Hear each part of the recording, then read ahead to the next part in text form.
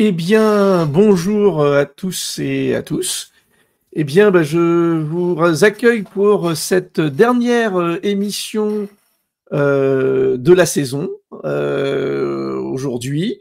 On va parler de FileMaker, on va parler de l'actualité brûlante de FileMaker aujourd'hui, notamment avec la sortie hier de FileMaker 2025. Et puis aujourd'hui, j'ai l'occasion d'accueillir Grégory, qui a commencé en tant qu'utilisateur FileMaker et maintenant développe un peu ses solutions. Et on le retrouvera, finalement il va m'accompagner puisqu'on va découvrir ensemble un petit peu toutes les nouveautés de FileMaker 2025. Et puis en attendant que tout le monde puisse se connecter, Grégory, est-ce que tu peux te présenter qui tu es et puis quel est un petit peu ton métier? Bonjour Marc et bonjour tout le monde. Donc moi je m'appelle Grégory, comme Marc l'a dit. Je suis basé dans la belle ville de Toulouse, la ville rose, et je suis consultant qualité, sécurité, environnement. Voilà. Ok. Est-ce que tu peux nous expliquer un peu ce que c'est que ce métier? Parce qu'on n'est pas forcément familier. Alors, quand on est dans une grande boîte ou dans une industrie, ça paraît, ça coule de source. Mais pour, je dirais, le commun des mortels que nous sommes, qu'est-ce que c'est que ce métier? Ça consiste en quoi? En fait, mon objectif, en fait, c'est d'aider les entreprises avec lesquelles je collabore à améliorer leur performance. Donc, leur performance financière, mais je ne travaille pas sur les finances. Moi, je travaille sur ce que fait l'entreprise.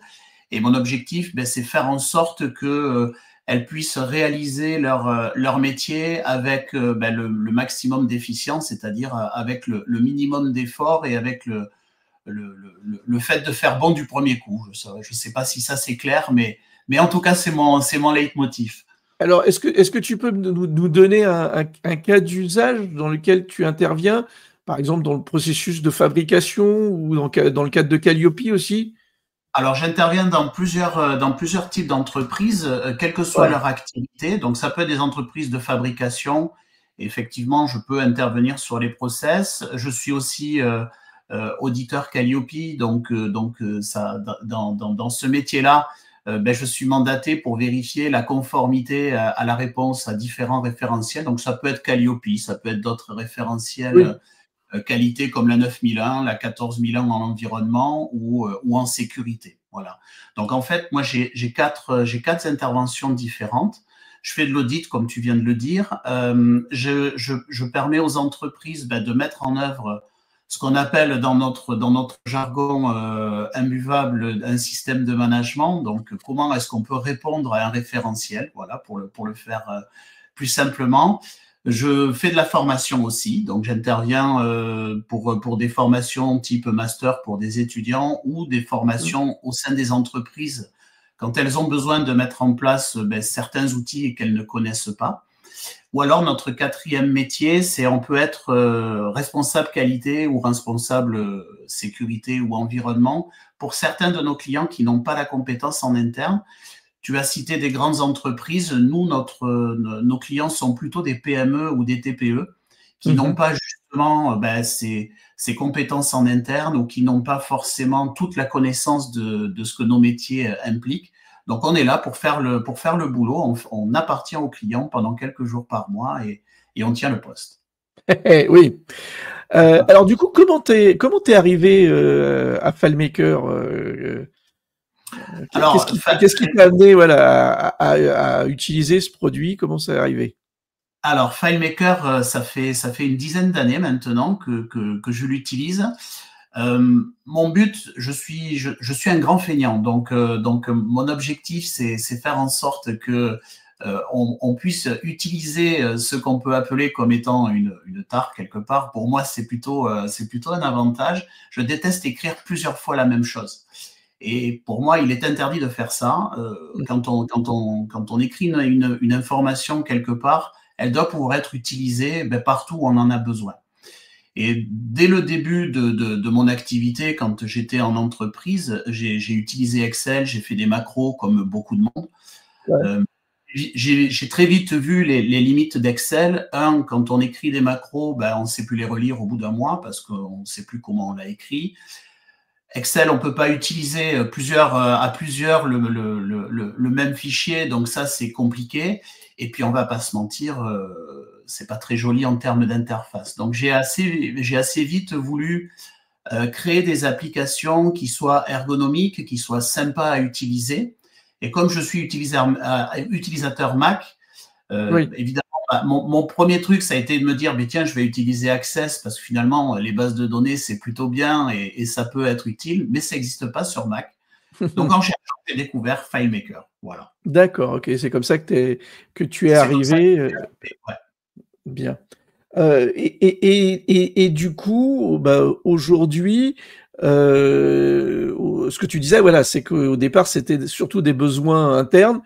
Et aujourd'hui, quelque part, bah, tu aides aussi tes clients, alors sans faire forcément du développement, mais tu les aides à créer des outils et à être plus efficients là-dessus, je suppose. C'est ça. Alors, nous, aujourd'hui, l'utilisation que j'ai de FileMaker, c'est essentiellement pour ma toute petite entreprise. On est 3, en fait. On est Oui. 3 consultants. Donc, moi, mon premier objectif, c'est d'avoir des outils qui nous permettent tous les 3 de faire les choses de la même façon et de perdre le moins de temps possible. Donc, on a des applications qui génèrent des rapports de façon automatique, qui nous permettent de faire du suivi projet, etc., qui nous permettent de savoir ce que font les uns les autres. Si je dois prendre la place d'une de mes collègues, ben, ça me permet de voir où est-ce qu'elle en est, etc. Donc, c'est nos outils qui sont internes. Et vis-à-vis de nos clients, ce sont des outils aussi qui nous permettent d'animer la relation que l'on a avec le client. Donc, on utilise des outils que le client voit, qu'il n'utilise pas forcément, mais qu'il nous voit utiliser. Et ça a vraiment porté une valeur ajoutée. Parce que les clients ressentent derrière, plutôt que voir encore une fois des fichiers Excel, Excel est devenu ma bête noire, on va dire. Mais aujourd'hui, les clients ressentent derrière une maîtrise et puis ça montre l'expertise quelque part, voilà, de ce que l'on apporte. Et ça clarifie aussi, ça permet de mieux comprendre. Nos clients comprennent mieux quand ils nous voient utiliser nos outils, ils comprennent mieux ce qu'on leur apporte. Oui, et ça aide surtout à formaliser aussi, si j'ai bien compris, hein, la perception de bah, la qualité, c'est toujours quelque chose qui est souvent abstrait. Oui. Et là, pour le coup, ça aide, je pense, à le visualiser sur les étapes. Bah, tu auras l'occasion, d'ailleurs, tout de suite après, de nous présenter un outil, Orcarisque, qui est quelque part une appli, et tu nous montreras un petit peu la genèse de ce développement FileMaker que tu as fait et comment il fonctionne. Voilà. Avec plaisir. Et donc, maintenant, on va en profiter pour annoncer un petit peu l'actualité. Alors, je déplace mon écran sur mon deuxième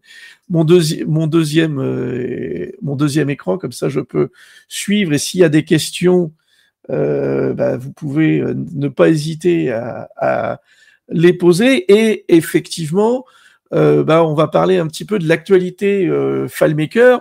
Alors bien sûr, l'actualité bouillante d'hier soir, en fin d'après-midi, ça a été la sortie de FileMaker 25. Mais dans l'actualité, on a une annonce à faire. L'AUFMS, c'est l'association francophone des utilisateurs de FileMaker. Eh bien, on a en privilège de vous annoncer la prochaine date de l'événement. Ça va avoir lieu le 23 au 25 avril 2026 à Aix-en-Provence. Voilà, les dates sont déjà posées. Vous découvrirez au fur et à mesure de l'année l'annonce du programme. Et c'est surtout que vous pouvez d'ores et déjà réserver la date du 23 au 25 avril 2026 à Aix-en-Provence dans le resort Renaissance.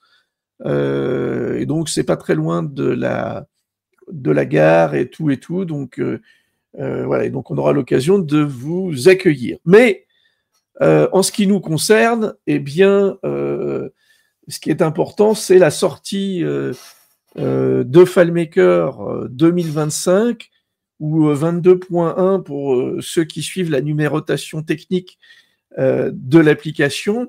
Et puis, avec quelques petits éléments importants à prendre en compte.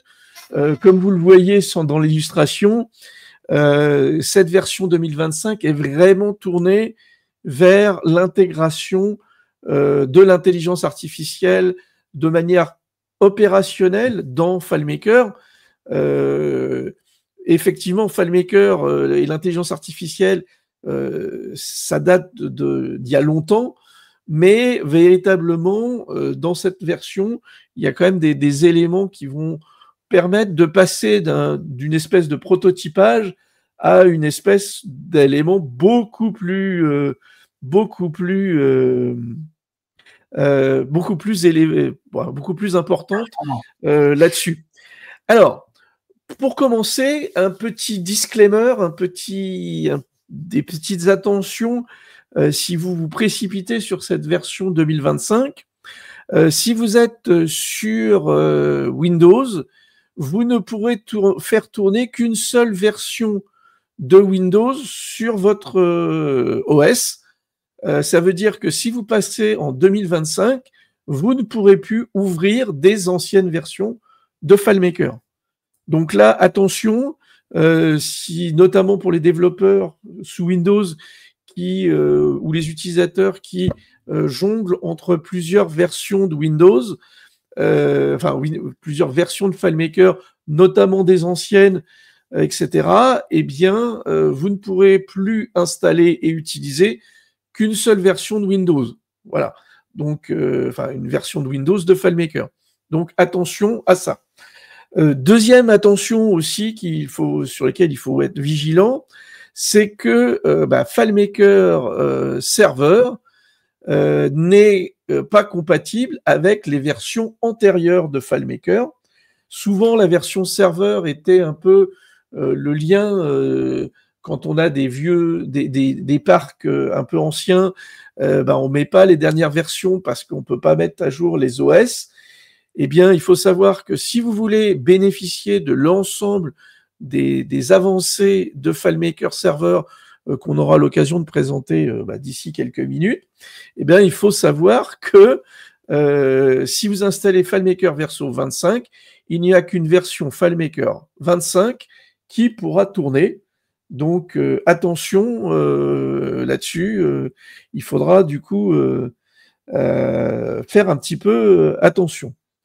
Je vois que Olivier nous a posé une question sur le Slack. Et je manquerai pas après l'émission de regarder et de te répondre avec grand plaisir. Et donc, et puis Lester qui vient d'arriver me pose une petite question sur est-ce que FileMaker peut être adapté pour développer des solutions de type SaaS à destination de plusieurs clients.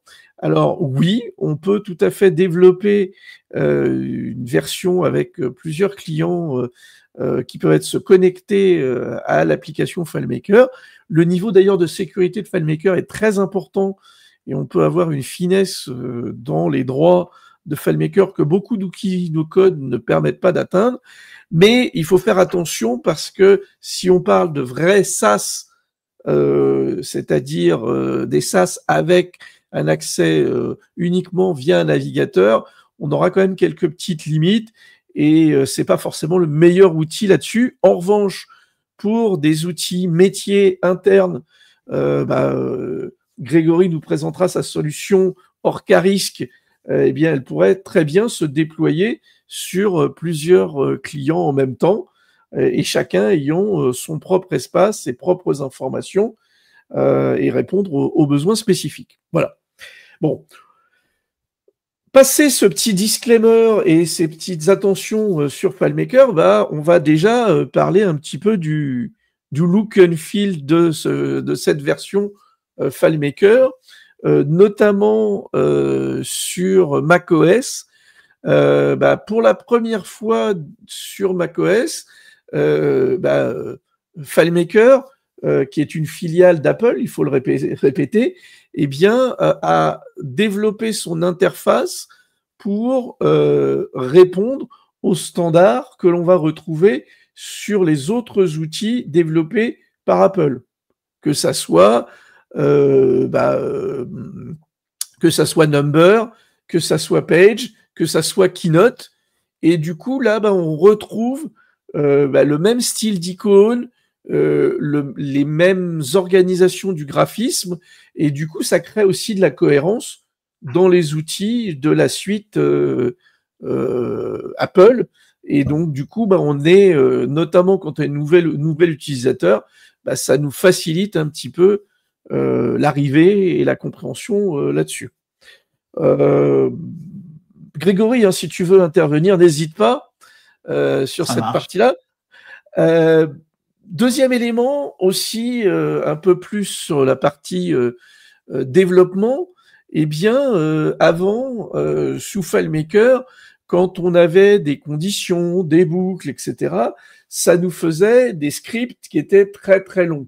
Et notamment, quand on voulait pouvoir bien visualiser l'organisation des éléments, quand on avait des traitements qui s'enchaînaient, c'était parfois un petit peu difficile de pouvoir bien afficher les conditions.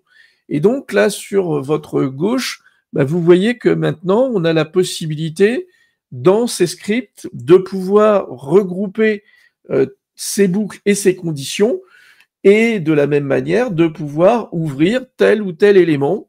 Donc, par exemple, là, vous voyez en orange sur le côté, ma boucle, quand je l'ouvre, je vois que j'ai une condition, et cette condition, vous voyez, vous avez un petit trait qui va jusqu'à la fin de boucle, et vous pouvez du coup visualiser l'indentation des éléments, et ça, je trouve que c'est quand même particulièrement pratique, notamment quand on a un traitement un peu long de données, ça va nous faciliter aussi la lecture des éléments. On va pouvoir fermer dans les boucles et dans les conditions les éléments. Voilà. Ensuite, comme on l'a dit en introduction, le gros sujet de la version de FileMaker, c'est l'IA. Okay, alors, ce qui est intéressant sur l'approche de l'IA, c'est que par rapport à beaucoup d'outils no-code qui existent sur le marché, eh bien, FileMaker n'a pas fait un outil IA pour nous aider à construire nos solutions FileMaker. C'est-à-dire de faire aujourd'hui ce qu'on appelle du vibe coding, c'est-à-dire d'écrire un prompt sur ce que l'on veut obtenir, et l'intelligence artificielle nous crée l'interface, la base de données, etc. Non. L'idée de FileMaker, depuis des années d'ailleurs, ça a été de se concentrer sur la réponse d'une intelligence artificielle sur le côté opérationnel, côté client. Et à ma connaissance, même si on a vu chez des outils comme Xano apparaître un outil de requêtage en automatique, eh bien, comment on va dire, cette intelligence artificielle va être tournée vers le côté résultat. Et le premier élément, c'est que on va pouvoir intégrer des modèles de LLM, alors des modèles qui vont permettre de dialoguer avec la machine on-premise sur le serveur de FileMaker. Ce qui veut dire quoi? C'est-à-dire que quand on développe dans pas mal de solutions de no-code, quand vous envoyez votre requête pour utiliser, je prends l'exemple de Notion, que pour certains vous connaissez peut-être, eh bien, il y a l'IA qui est intégrée à Notion. Eh bien, la difficulté, c'est qu'on ne sait pas où part notre information. OK ? Et là, on va pouvoir choisir le modèle que l'on veut. Est-ce qu'on veut du chat GPT? Est-ce qu'on veut du Perplexity? Est-ce que l'on veut mince, j'ai oublié l'autre. Bref, du Gemini de Google. On va pouvoir donc choisir son modèle et pour certains d'entre eux, on va pouvoir les intégrer directement sur un serveur personnel. Ça veut dire que vos informations vont rester localement directement. Et ça, je trouve que c'est une question que beaucoup des clients que l'on a à l'atelier digital nous posent en disant oui, je veux intégrer l'intelligence artificielle, mais la difficulté, c'est de savoir comment je vais pouvoir l'intégrer réellement. Okay, et là, l'idée, c'est vous allez avoir votre FileMaker serveur, vous allez faire une deuxième installation sur un serveur un petit peu musclé si vous voulez avoir des tons de réponse importants. Hein. On vous déconseille d'installer un modèle LLM et puis FileMaker sur le même serveur, mais on vous conseille, comme on le fait pour la partie web direct, d'avoir un serveur dédié quand on commence à avoir beaucoup de connexions et on veut l'intégrer directement dans sa solution que l'on développe. Et ça, on va avoir du coup un Mac Studio, par exemple, un peu costaud en RAM.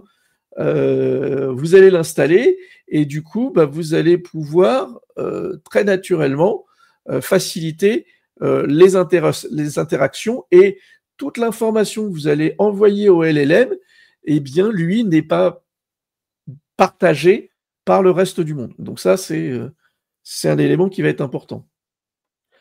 Deuxième élément qui est important, c'est que avec ces fameux LLM, donc le format chat de GPT, souvent on a ce qu'on appelle des hallucinations. Okay, et pourquoi? Parce que quand il vous donne une réponse, il vous donne une réponse dans les éléments, les statistiques les plus courants. Okay, et on va du coup pouvoir personnaliser notre chat. Je vais simplifier pour que tout le monde comprenne, ceux qui sont un peu moins experts en la matière.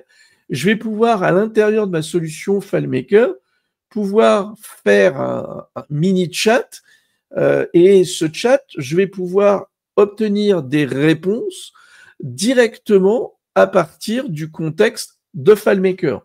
D'accord ? Ça veut dire que je vais pouvoir lui indiquer des informations qui sont contenues dans ma base de données et lui dire que voilà les champs dans ma base de données que je veux utiliser. Exemple tout bête de mise en pratique, Grégory, c'est peut-être un élément que tu vas pouvoir intégrer, c'est que tu me parlais tout à l'heure de rédiger des rapports d'audit d'une certaine façon.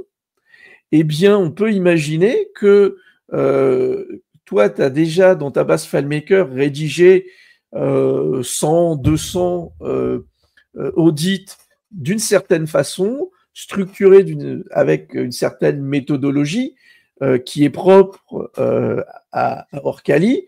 Et du coup, on peut imaginer que on puisse demander que tu puisses dire, voilà, à partir de ce champ de base de données, voilà le champ où il y a tous mes rapports, eh bien, inspire-toi de la structure de ces rapports pour rédiger le nouveau rapport que je vais mettre en place. J'ai rempli le nom de l'entreprise, les caractéristiques des process qui sont à faire, etc., donc dans différentes tables. Et puis, je vais pouvoir lui demander, l'interroger pour reformuler les choses avec mon vocabulaire technique, avec ma structure d'information. Complètement. Je pense de suite à ça. Je pense aussi à faire des résumés d'intervention quand on était intervenu avec beaucoup de journées sur une durée plus ou moins longue, donc d'avoir un résumé de l'ensemble des interventions qu'on a fait chez un client. Mais la première chose qui me vient à l'esprit, c'est que dans notre métier, il faut vérifier une conformité à une réglementation. La réglementation, c'est des textes qui sont souvent pas faciles à comprendre, souvent imbuvables. Et là, clairement, j'imagine tout de suite l'entraînement d'un LLM avec comment tu peux me simplifier ce texte réglementaire et qu'est-ce qu'il faut que je fasse pour y répondre. Là, de suite, ça fourmille dans ma tête. Alors, justement, par rapport à ça, il y a une fonctionnalité qui va être très pratique parce que souvent, comment ça s'appelle, ces réglementations, elles vont être souvent sous format d'un fichier PDF. Voilà. Eh bien, une des fonctionnalités offertes par FileMaker, c'est de pouvoir, à partir d'un conteneur FileMaker dans lequel on va mettre un fichier PDF, de pouvoir faire une extraction du texte du PDF pour le mettre dans un champ texte classique et du coup pour faciliter l'indexation. Ce qui veut dire que là, ça va changer un petit peu la donne puisque on peut imaginer que je mets ma table avec mes textes de réglementation et automatiquement, je vais pouvoir extraire de ce PDF le texte et je vais pouvoir vectoriser, faire en sorte que d'exploiter via le LLM l'ensemble des éléments. C'est trop bien. Donc voilà, ça c'est une petite fonction qui va bien avec cette responsabilité de fine-tuning, de pouvoir optimiser son LLM directement grâce à FileMaker. Autre élément, toujours sur la partie IA, c'est la possibilité de pouvoir interroger FileMaker avec un langage qu'on appelle naturel. Okay ? Ça veut dire quoi? Ça veut dire que on va pouvoir, qu'est-ce que va pouvoir nous faire FileMaker? Eh ben, c'est tout simplement que quand on va lui demander d'écrire, on va lui poser une question, et ben derrière, il va aller sélectionner les tables et les champs les plus pertinents et il va ensuite générer une requête SQL pour apporter une réponse, une information qui va être structurée. Exemple d'utilisation, c'est par exemple une question toute bête qui pourrait être parfois un peu complexe, c'est je suis un commercial, je dois aller dans la belle région de Toulouse, par exemple, pour aller je vais voir un client, et du coup, je vais essayer d'aller voir mes clients habituels qui sont dans la région de Toulouse, et essayer de voir un petit peu comment on peut, je proposer pour aller les voir. Eh bien, on peut très bien créer un champ de chat directement dans FileMaker et dire donne-moi la liste de mes clients classés par ordre chiffre d'affaires décroissant qui sont dans la région de Toulouse. Et du coup, il va exécuter l'ensemble des informations et on peut même lui préciser et j'aimerais que tu me donnes en résultat le nom de l'entreprise, son adresse et le chiffre d'affaires que je réalise. Et du coup, il va me générer un fichier, il va me générer une requête, il va me donner la réponse, et cette réponse, je vais pouvoir aller la stocker. Et ça va être un game changer pour notamment des directions marketing, des directions commerciales. Et souvent, la difficulté dans un outil de base de données, c'est d'avoir une volumétrie d'informations qui est très importante, d'accord? Et donc, dans cette volumétrie d'informations, souvent, on n'utilise pas toute la data qui est présente dans FileMaker. Et là, on va pouvoir commencer à obtenir des réponses qui vont être assez sympathiques. Et d'ailleurs, une des fonctionnalités qui s'associe bien avec cette notion-là, c'est que FileMaker va avoir la possibilité, quand on va l'interroger, de vous envoyer une liste des enregistrements les plus pertinents, qu'on appelle les ID. Et on a, pour la première fois dans FileMaker, la possibilité d'aller directement afficher l'information de ces ID, c'est-à-dire de ces identifiants internes ces enregistrements qui sont dans l'information, eh bien, il va nous envoyer la liste des ID internes, pour répondre par exemple à ma question, qui sont dans ma table entreprise directement. Et donc, il y a l'enregistrement 72, 7536, c'est dans l'ordre décroissant et on va pouvoir garder cette notion de tri qui va être très pratique. Toi, comment tu le perçois, Grégory, cette innovation ? Ben déjà, ça me paraît vraiment intéressant parce que ça va aussi simplifier le code qu'on doit faire. C'est-à-dire que ça, si on voulait le faire à aujourd'hui, il fallait créer des rubriques de calcul, il fallait réfléchir à tous les choix que l'on pouvait faire et pré-coder quelque part les requêtes, alors que là, ça se fait en langage naturel. Oui, ça peut être vraiment bien pour des directions, tu l'as dit tout à l'heure, commerciales ou autres, mais c'est aussi bien en développement parce que on peut tout de suite, le champ des possibles s'ouvre. On n'a pas besoin de réfléchir à tout quand on crée la base de données, en fait, si je comprends bien. Hein. Oui, c'est ça, c'est que on va pouvoir, tu parles voilà, des champs de calcul, on va pouvoir avoir rapidement une question toute bête, c'est quel est le meilleur produit qui a fait le plus de chiffre d'affaires et la marge la plus importante. Bon. Et qui dit moins de champs de calcul dit aussi une base de données qui va plus vite, qui réfléchit un petit peu moins. Enfin, c'est vraiment. Enfin, tu as parlé de game changer. Je pense que tu es vraiment dans le sujet là. Ouais, c'est clair que ça va permettre. Je dirais que souvent les solutions FileMaker, c'est on stocke beaucoup d'informations et de process pour valider dans les passages d'action. Et le côté BI, hein, business intelligence, c'est-à-dire de dire que la donnée que j'ai est une richesse pour anticiper les commandes de mes futurs clients, etc. Et je pense que la voie va effectivement avancer dans le bon sens, pour moi, de FileMaker et offrir finalement des solutions beaucoup plus riches et avec des choses auxquelles qu'on n'espérait pas là-dessus. Allez, autre élément important dans les éléments. Ah bah tiens, ça passe, c'est pas enregistré. De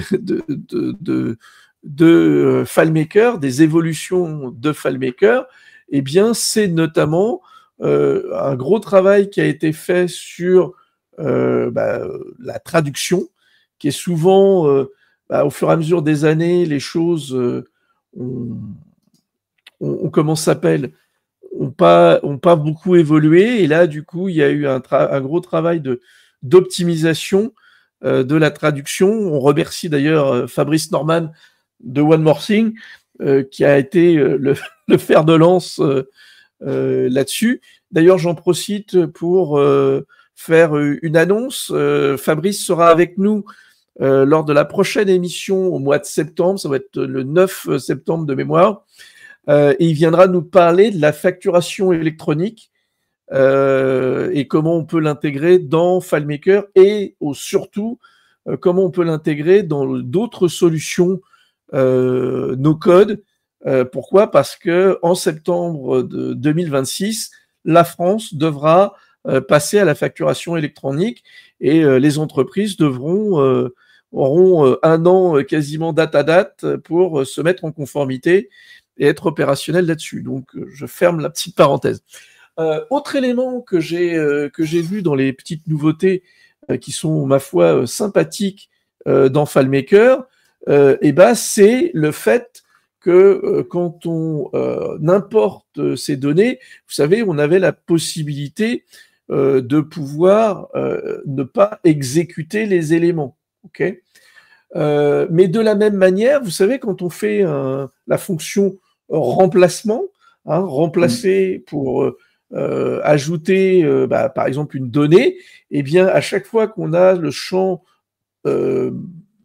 eurodatage de modification activé, chaque fois que je fais une modification dedans, eh bien, ça modifiait ma date de modification.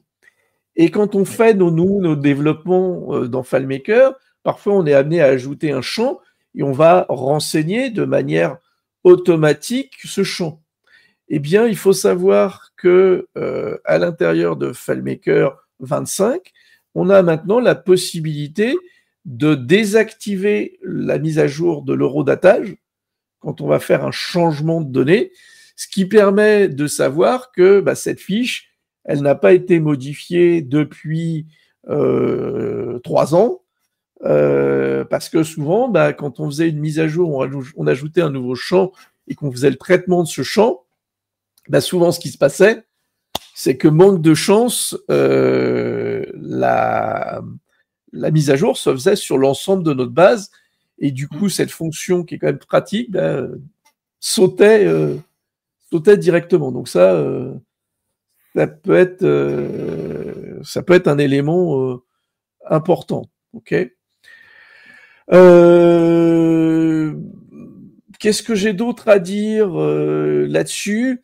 Oui, il faut savoir que je mettais Data API. Il faut savoir que dans cette nouvelle version de FileMaker, le FileMaker annonce de plutôt maintenant privilégier le standard qui est le standard OData pour aller aller chercher les informations dans FileMaker, et du coup ils vont commencer à déprécier la version du Data API de FileMaker au profit de l'OData. Pour parler un petit peu technique, OData est un standard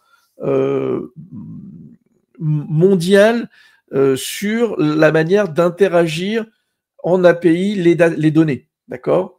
Et donc, il y a beaucoup d'autres outils de base de données qui sont maintenant compatibles OData, et du coup, FileMaker rentre dans le rang. Hein. Il faut savoir que OData n'est pas nouveau, mais ils ont étendu les fonctionnalités d'OData, et notamment, on peut faire un perform script on server, c'est-à-dire qu'on peut exécuter une requête OData directement depuis l'utilisateur vers le serveur pour faire un traitement qui est souvent complexe. Et ensuite, ces temps de réponse, avant, on aurait été obligé de faire une boucle pour faire le traitement de tel et tel élément. Et bien là, grâce à OData, on peut ajouter 1 millier d'enregistrements directement dedans. Dernier point pour terminer, parce que je vois que le temps passe vite. Dernier point aussi sur la fonction de Perform Script on Server, où aussi toutes les actions de script qui étaient exécutées dans le web direct. Parfois, il faut savoir que tous ces scripts qui étaient organisés côté serveur, eh bien, il y avait une limite du nombre de traitements qu'on pouvait faire par défaut. Par défaut, on ne pouvait pas faire plus de 100 traitements complémentaires, et que parfois, quand on avait des scripts qui appellent d'autres scripts, etc., eh bien, on arrivait rapidement à cette limite, et ce qui se passait, c'est que FileMaker se mettait en rideau et ne traitait plus les demandes. Okay. Et donc, une des nouvelles fonctionnalités de FileMaker 25, c'est que là, les demandes, elles vont mettre plus de temps, mais on va avoir une gestion de queue avec les éléments qui vont s'afficher au fur et à mesure du temps. Donc ça, c'est des petits détails, mais qui nous permet aussi de gagner en sécurité. C'est-à-dire que quand on lance un process et qu'on ne sait pas quelles sont les fiches qui ont été modifiées correctement et quand est-ce que le truc a planté, au moins là, ça prendra plus de temps, mais au moins les éléments seront exécutés directement. Ok. Je vous conseille d'aller regarder un petit peu la documentation qui sort, qui va sortir ces jours-ci sur FileMaker Community, FileMaker Community étant le grand forum, mais c'est plus qu'un forum, puisqu'il y a plein de ressources qui sont partagées par des développeurs, etc. Et notamment sur toute cette nouvelle fonctionnalité, si vous n'avez pas trop peur de l'anglais, vous avez Solian Consulting, qui est l'un des grands partenaires US de FileMaker, qui a sorti sur la partie customisation IA, etc., les premiers articles de bonnes pratiques. Il y a Fabrice Norman aussi sur One More Thing, qui a aussi publié un article qui présente un peu toutes ces nouveautés et voilà, des éléments qui sont intéressants. Bon. Voilà. Du coup, voilà. On va du coup maintenant repasser un petit peu à ta pratique, Grégory. Alors pour les personnes qui nous ont peut-être rejoints, est-ce que tu peux te présenter très rapidement et qu'est-ce que fait Orcali ? Oui, donc Orcali, ça veut dire organisation et qualité. On est une société de conseil en qualité, sécurité, environnement et RSE. Voilà. On intervient essentiellement dans des TPE, PME. C'est le cœur de notre clientèle pour mettre en œuvre tout ce qu'il faut pour permettre à l'entreprise d'améliorer sa performance. Voilà. Ok. Et du coup, on l'a vu tout à l'heure en introduction, tu nous as expliqué que au départ, les besoins dans la qualité, on rédige beaucoup de choses. Oui. On calcule beaucoup d'éléments. On rédige beaucoup de choses, mais l'objectif, c'est d'en rédiger le moins possible et qu'on écrive chaque chose une seule fois. Ouais. En tout cas, ça, c'est notre leitmotiv. Et du coup, de tes solutions que tu as mis en place, tu as commencé véritablement à créer un nouvel outil quelque part que tu as appelé Orca Risk. Oui. Et du coup, je vais du coup peut-être te donner la main pour que tu nous partages un petit peu le fait d'avoir créé quelque part une vraie application là-dessus. Oui. J'arrête de partager mon écran. Du coup, c'est moi qui partage le mien alors. Ouais, c'est ça, tu vas pouvoir partager le tien. Tout en bas, tu fais présenter et tu vas pouvoir voilà. Et donc, voilà. Et du coup, je vais pouvoir afficher, ajouter. Voilà. Alors, explique-nous un petit peu la genèse déjà, qu'est-ce que c'est et la genèse, d'où ça vient? Alors, Orca Risk, c'est une application en fait qui va permettre d'animer les analyses de risques opérationnels, c'est-à-dire les risques opérationnels dans l'entreprise. On les a en qualité, sécurité, environnement. Orca Risk est dédié à la qualité. Donc, l'objectif, en fait, de cette analyse de risque, c'est ça. Hein, quand on cherche les risques que l'on a dans l'entreprise, c'est les risques de non-réponse à un besoin client. Pour faire simple, la plupart des entreprises aiment le mode pompier, c'est-à-dire qu'on n'anticipe pas forcément ce qui peut se passer de mal. Et quand quelque chose se passe pas bien, on réfléchit à qu'est-ce qu'on a mal fait. Donc, on est souvent en mode réaction. Et là, l'idée, c'est d'anticiper ces situations-là qui sont pas agréables à vivre et surtout qui peuvent jouer sur la satisfaction de nos clients pour anticiper et de travailler sur qu'est-ce qu'il faut mettre en place pour éviter que quelque chose se passe mal. Je ne sais pas si c'est clair.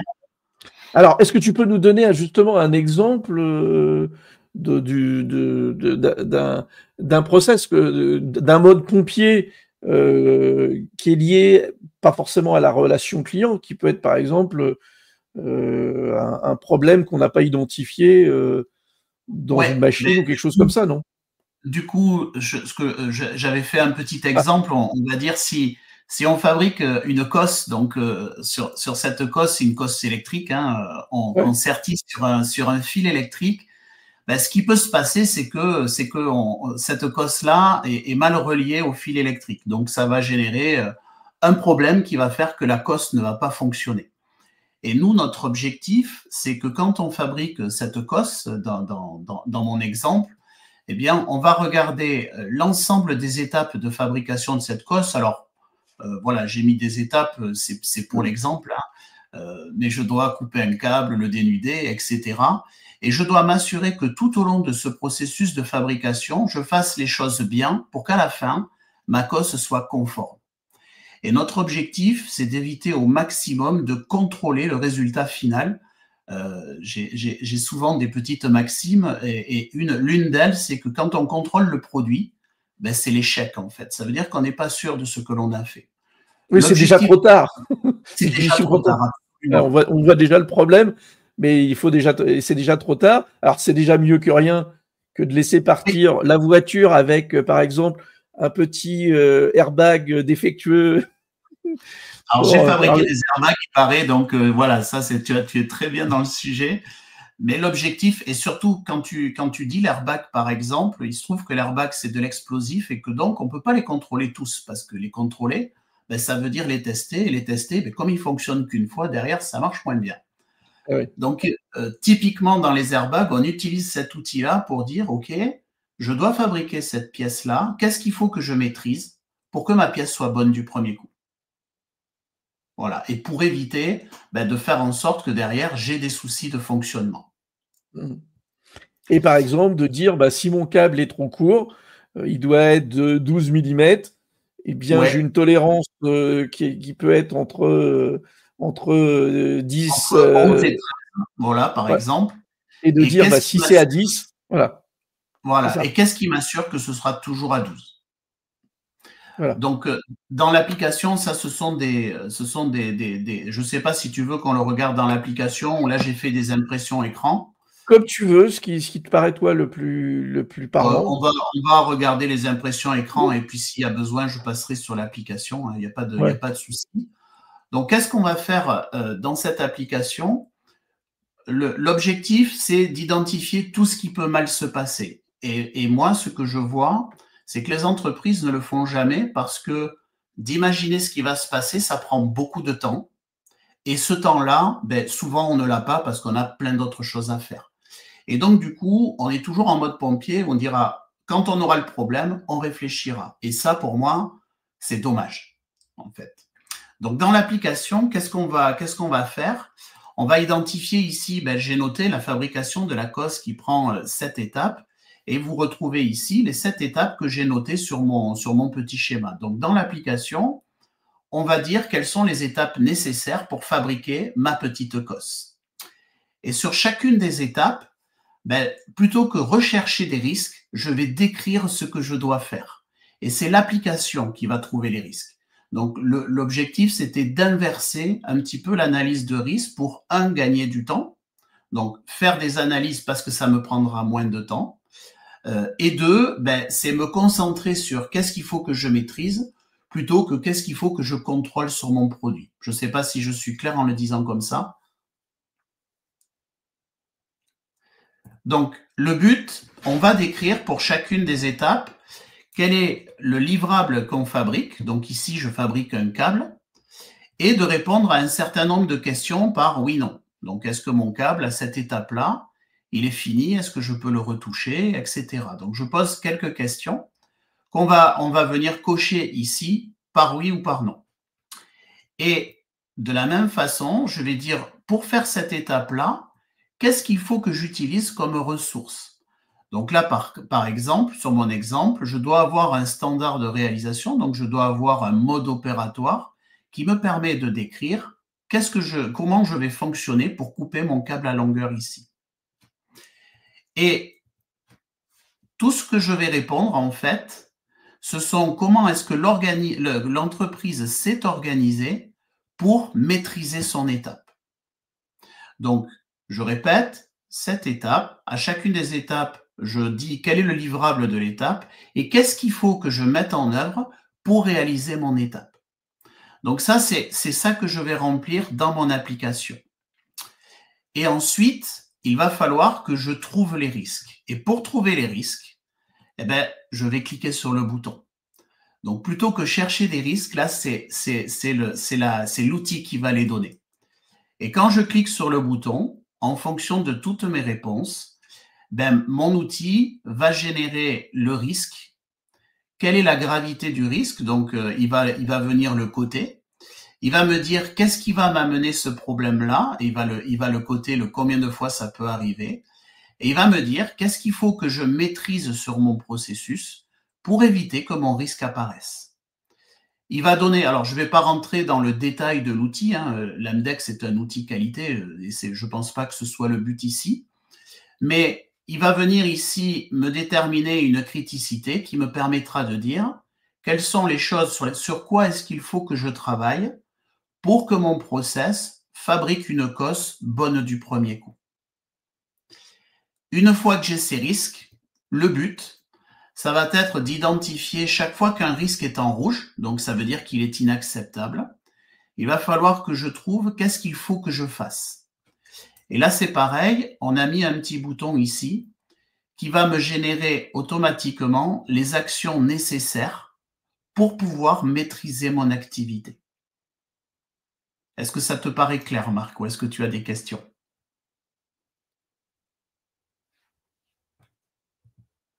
Hop.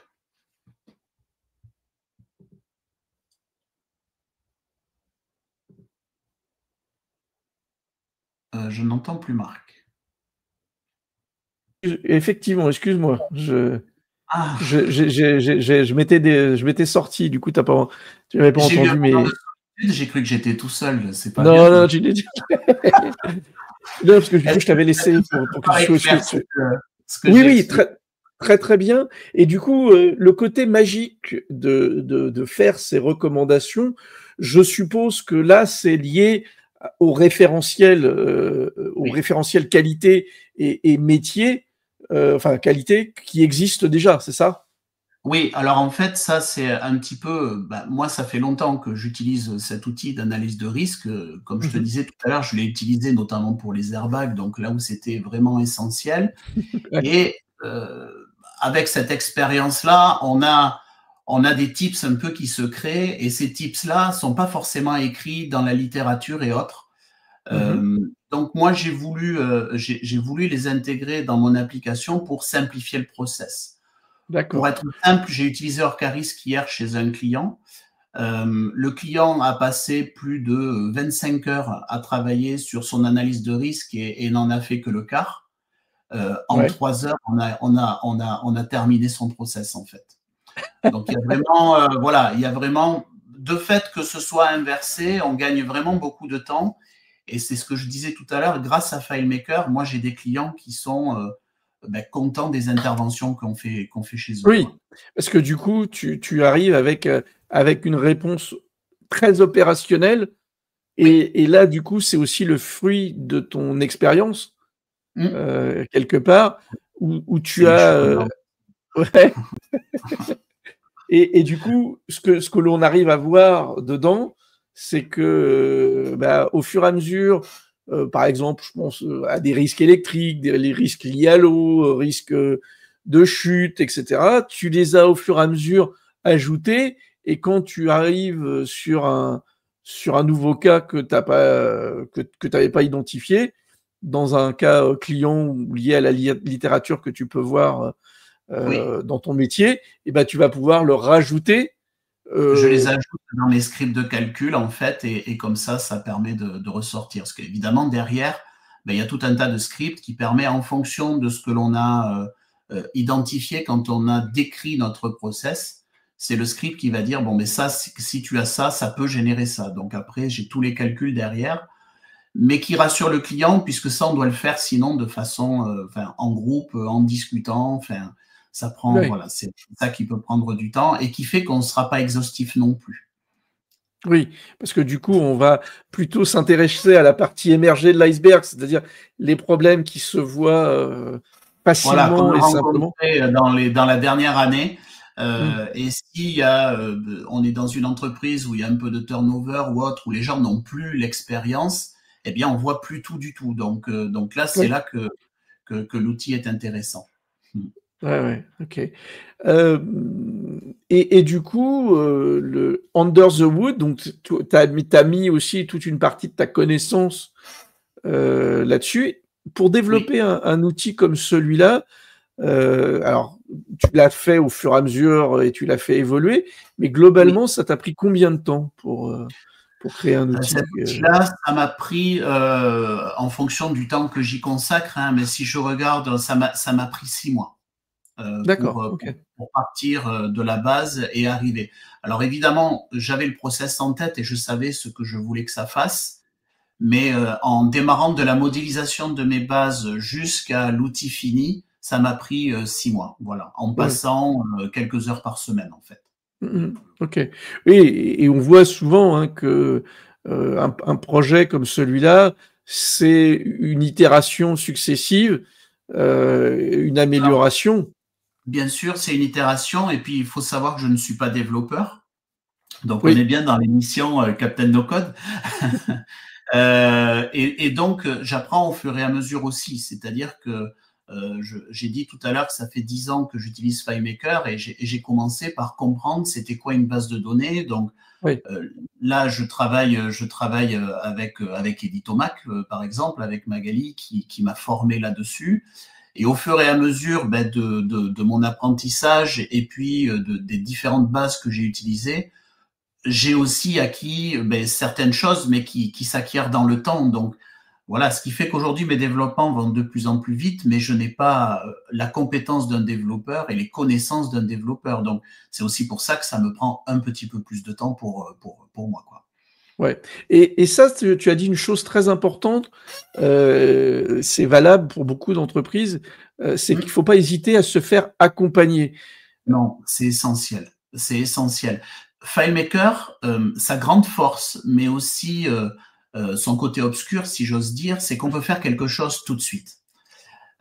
Et souvent, si on n'a pas la connaissance de comment une base de données doit être conçue, on fait vite des usines à gaz qui ne fonctionnent très vite plus du tout. Ça a été mes premiers développements. Et voilà. Et il faut vraiment se dire, la modélisation d'une base de données, en tout cas, à mon avis, c'est une vraie compétence et il faut aller la chercher. On doit être formé là-dessus. C'est pas inné. Tu as parlé tout à l'heure d'ID, enfin voilà, des ID primaires et tout ça. Pour moi, c'était Du du chinois. langage. Non, ouais, c'était du chinois. Le métier de la qualité a du langage chinois, mais FileMaker en a aussi des fois. Hein, donc voilà. Et ça, pour moi, il est essentiel de se faire accompagner. L'avantage, c'est que souvent, les accompagnements, quel que soit, il y en a beaucoup en France qui le font, et j'ai la chance d'en côtoyer pas mal dans la UFMF. Vous avez tous la même façon de faire, c'est-à-dire que vous nous apprenez un truc et vous nous accompagnez à développer pour être sûr qu'on le comprenne. Et on acquiert cette compétence petit à petit. Et l'avantage de FileMaker, c'est qu'il est quand même simple et on Mmh. finit par faire des choses par soi-même et dont on est super fier à la fin. Et oui, c'est clair que le résultat derrière, tu as une solution bah, qui est quand même très opérationnelle Mmh. là-dessus, qui offre bah, une solution plutôt sympathique, je trouve, Mmh. et une réponse très opérationnelle pour tes clients. Et Oui. c'est l'essentiel. Et pour les clients, Oui, vas-y. et surtout, enfin voilà, nous, comme je disais tout à l'heure, nous on est trois. Si on est tous les trois à faire une AMDEC, elle sera faite de la même façon, quelle que soit la personne qui la fasse. Et ça, c'est aussi essentiel quand on est dans une entreprise et qu'on doit partager un certain nombre de valeurs, de savoir-faire. FileMaker permet aussi, plutôt que d'écrire des procédures, comment on doit faire ci ou ça, on crée un outil qui le fait. Et du coup, de base, tout le monde fait pareil. Et ça, c'est quand même super bien, quoi. Ouais. D'ailleurs, c'est un de tes projets qu'on avait évoqué lors de la conférence, que ton objectif, c'est quelque part de franchiser Oui, ton savoir-faire et que bah, naturellement, si tu veux franchiser et regrouper des gens qui sont spécialistes de la qualité, eh bien, autour d'un savoir-faire, d'une méthodologie et donc d'un outil. D'outils qui permettent, voilà, d'assurer cette harmonie. Et Ouais. c'est vraiment ça l'objectif. Voilà. Enfin, en tout cas, les outils vont me permettre, j'espère, de faire ça sans souci. Ouais. Et du coup, c'est quoi? Est-ce que tu peux nous parler un peu de ce projet d'avenir et un peu des outils que tu auras besoin si tu développes ce principe de franchise ou en tout cas de savoir-faire partagé? Bah oui, aujourd'hui, en fait, ce projet, je m'attendais pas à parler de ça, mais ce projet de franchise, c'est parce qu'on a un savoir-faire qui est présent à Toulouse, puisque c'est notre ville et on est ici.